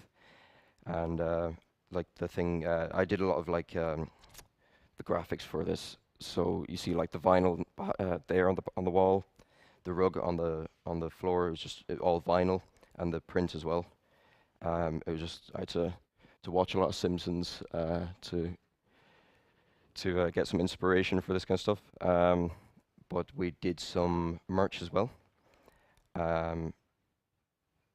They were selling food on the day, so it was like it was all based around selling a book by Joy of Cooking Millhouse on Instagram. She was selling a book of like the top like Simpsons recipes, you know, stuff that you'd see in the show, like Flaming Moe's and Krusty Burgers and all different sort of things. And so we had to make it so it wasn't directly linked, because like with copyright and everything would have been in trouble. So we had to like change a few things around. Like I changed it to like Krusty instead with 2 E's, or Fud Beer instead of Duff. And we worked with Hopfully for the Fud Beer. So Hopfully I've worked with them a few times now, but they're a brewing company. They do some craft beers, and in Wicklow, I think they're based now. So that was sort of a nice collaboration on the side as part of this bigger event. Also did some like tote bags. I said into the Quickie Mart, it was Quirky Mart. So, you know, just it was kind of fun to come up with these different things. I'd work with like my boss Noel and Greg, and they, you know, just they're very good with the wordplay. So yeah, it was good to work on that. But in addition to the event, we did an art show as well in the gallery, and we brought in bring your own artwork, I think it's called, and they run events where they put it online, asking like a shout out or a group call, I think it's called, to like people to make art, and then the art will be displayed. And so there's like different styles there, different people came in, and they just kind of riff off Simpsons and make it their own thing. Like they might have done like a meme, or they might have done something just based on the Simpsons. It didn't have to be directly like Simpsons fan art, but it was just anything sort of related to it. So the next one is Golissimo. This is a recent one as well. It is November, I think we were running this. And Golissimo was a event in collaboration with Amnesty International, and it was all based around the World Cup because of how the workers' rights in Qatar were sort of, you know, some people died, so that we wanted to acknowledge that and run this event where we'd ask artists from around the world to create a jersey for their country. So this one here is by Sebastian Curie and his wife. I can't remember her first name now, Lucy, but this is for Argentina. So they do it in their own style, like illustration, and they'd make their own crest and make, you know, and then these would be printed on a real jersey and then sold through Hen's Teeth, and then the proceeds would go to Amnesty International. So here's all the jerseys. I'll be doing well to remember all of them, but I think there's Honolulu. There's like England. I can't remember what that one is. Brazil. I think it was I want to say Nigeria maybe. There's Holland, like different ones like that, and there's one from Ireland as well. We got one of the lads who's be good friends with Hen's Teeth. He's a brilliant art style as well. His name's Gavin Connell, and we got him in to do the Ireland one because we had to represent. So we got these people in, these models, just to show them off. And there was also, just down here as well, there's a football that we did as well.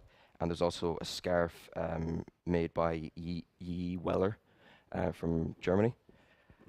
So it was nice to get the whole set, and not just the jerseys, but the accessories as well. And here's another promo, and this was made by Gavin Connell as well. He did the animation, and yeah, here it is.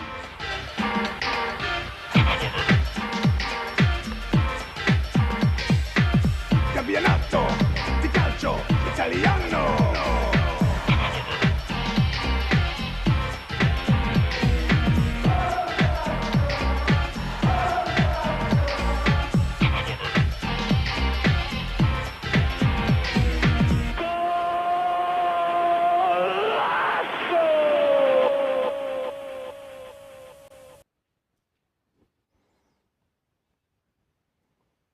Yeah, that's it. So I'll just get on to how I started working with Hen's Teeth. So years ago, it feels like ages ago now, but at the start of lockdown in 2020, there was a prompt to work with these people called Creative Against COVID-19. And they were doing posters, selling prints based around a theme, and the theme was soon, just the word soon. So anything sort of related to, you know, people wanted to be out of lockdown. So it was just, you know, soon it will happen. And the proceeds would go to Women's Aid and Childline because there was a rise in domestic violence because, you know, people weren't able to, they were all stuck together at home for a while. So I got involved with that, and that was, I had a blast doing it. I had a really good time making that print, and they were they were all sort of printed and fulfilled by Hen's Teeth. So they'd see my print like going through the printers a few times, and they were kind of like, maybe we want to work with this guy. So they sent me like a few weeks after that that exhibition or that campaign had ended. They sent me an email, and they were like, "Oh, if you wanted to come in and do some prints for us, to do some like illustration, and we'd sell them." And yeah, that's how I first got in contact with them. So these are the prints. Seems a bit funny now, just like the vague words, but that was kind of one of the first sort of illustrations I did. I was kind of happy out with them. Yeah, and then I didn't really talk to them for a while. Like we were still on each other's radar. I'd kind of planned, or I'd planned to ask to work with them again. But it was 2 years later that I was thinking about work placement for ATU. And I had a few places in mind, and I was kind of thinking about Hen's Teeth, and I was like, oh, I don't think they'd take me on. I just felt like it wouldn't work out. You know, that they're far away. I wouldn't be able to live in Dublin because it's so expensive. And then I just kind of put it at the back of my mind. I was looking at other places for a while. And then as it came to the last semester in college where we had to do work placement, it was maybe a month before. I was like, oh, I might as well just send them an email and see how I get on. Like, the worst they can say is no. And not even a day later, they got back to me. They were like, yeah, sound, we'll take you on. And yeah, I was glad I went for it, like, because if I didn't, you know, I wouldn't be here now. What's it like been working for Hen's Teeth? It's been brilliant. It's been one of the best years. It doesn't feel like a year as well. It's gone so quick. Like I started February last year, and that was work placement. So February to May, that I finished work placement, and then they wanted to keep me on because one of their designers was leaving at the time, and they seemed to be happy with what I was doing as well. So they were happy to keep me on. So I was working with them through the summer on a sort of freelance basis. I wasn't technically working for them. I was working with them because we were kind of just having a trial period to see how we get on again, like just after work placement as well, especially with that guy leaving. They wanted to see if I was able to handle it. And then I think it came to August, and they said, yeah, we're happy if you want to continue working with us, you can. And of course I said yes. And yeah, it's been brilliant to work on so many like just brilliant projects and meeting loads of people. Like I'd get up the odd time. It's hard being with remote work because you feel like you're missing out. You got the FOMO. But with the remote work, I'd get up the odd time, and I'd go for like the big events, like some of the exhibitions and some of the things like the Simpsons Weekender. And it's just brilliant to meet people and to have getting a taste of the atmosphere that they have as well. So I'll show you just some illustrations and recent stuff that I've done for Hen's Teeth, and I'll show you like the earlier stuff as well, like what I was doing last year and what I'm doing like more recently. So it's literally it is the first illustration that I did for them. I spent like 3 weeks on it because I was not confident and I just didn't know what I was doing. And I kind of had my style, like I was doing the lines and everything. So they just said, do what you want with it. And I was like, brilliant. But that kind of just left me like, what should I do with it? So after I got this done after 3 weeks, and it just they were happy to just let me experiment with stuff, and that has turned into a lot of this stuff. So comparing it now, I think it's a lot more fluid. It's a lot more just natural, and I don't spend nearly as enough time or nearly as long on it now that I used to. Like, it'd take me maybe a day to get stuff done, and it's great to see like the progress that has. That I'm able to come up with an idea on the fly now, and I'm able to just get it down on paper. And the thing is, I was quite afraid of sketchbooks for a while. I didn't really want to get stuff down. I just wanted to get straight onto screen. And I think in the last month or so, or not last month, maybe the last couple of months, I've tried to embrace the sketchbook, and it's helped. I think it's helped quite a lot because I'm able to flesh out all the different ideas, and I think I'm happier now with the stuff. And there's also just in the corner as well, Emmy, so just graphics for the hi-fi lounge for the DJs that would happen during the weekend. So there's the graphic design there as well, as well as the illustration. So that's just the comparison. I had to do the Paddy's Day one there last week or the week before. So it's just a comparison between the two and how it's changed. So finally, just what advice I'd give to a student. I was going to think about this for a while, and I didn't really know because like I'm not long into the career, so like I felt like I couldn't give that much, you know. But I was thinking about like with work placement and how I came to Henstead, and I was going to just like if I didn't go for it, you know, I wouldn't have gotten the opportunities that I've had in the past year. So just I think just go for, like, there's nothing stopping you. There's nothing. The only thing they can say is no, or the worst thing they can say is no. So yeah. Thank you. Cheers. Thanks. Great. Thank you. Thank you, Jacob, very much. Now, anybody got questions for Jacob? I can tell everybody's kind of slightly getting a little bit tired. Are you getting a bit tired at this time? Some nodding heads. And I'm conscious that we're going to get you out of here by around about 12. But I don't want you to leave without having the fullness of the opportunities to ask questions. So I don't know if Mark is still with us, Mark Douglas, and Aileen and Eileen, they're all still with us. So is there anybody who has any specific question around any of our courses, or do you feel it's a little bit too early for you to make decisions at this point? How many of you here are you all TY? All right, everybody is TY. Okay, so, and then you've taken a decision on your subjects for Leaving Cert, I guess, at this time. So I'll just point out that for entry into our programs, you do need art or design, and if you don't have either for Leaving Cert, we will accept a portfolio. And that would apply to any of our programs other than film and media production. That's the one area that we say you don't absolutely need to have art and design. It certainly does help. And I think the students who come into film and media with art and design under their belt have probably a little bit of a higher expectation of what they want to do within that.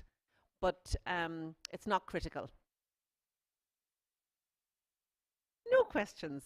I think everybody's too tired. I liked Jacob's point about the sketchbook. I would highly recommend everybody who's art, even if you don't have an interest in art at the moment, begin to doodle. Just begin to get your ideas down. You just don't know where that career path might be in a couple of years' time. So it's always a good idea to doodle. But we would always have life drawing for all of our students, drawing skills for all of our students, photography. So there's a myriad of areas that we would expect you to engage in image production, whether or not you've had art and design to date. I don't know that we have any other questions. What do you think, Jacob? And I know we have our online audience with us as well, so I hope everybody out there has been enjoying the material that we've screened this morning.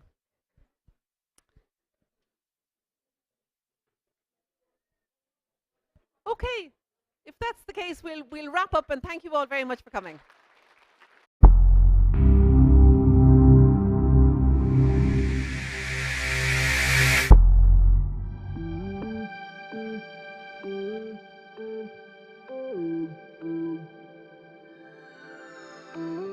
Because it's a very diverse, creative and open programme at ATU.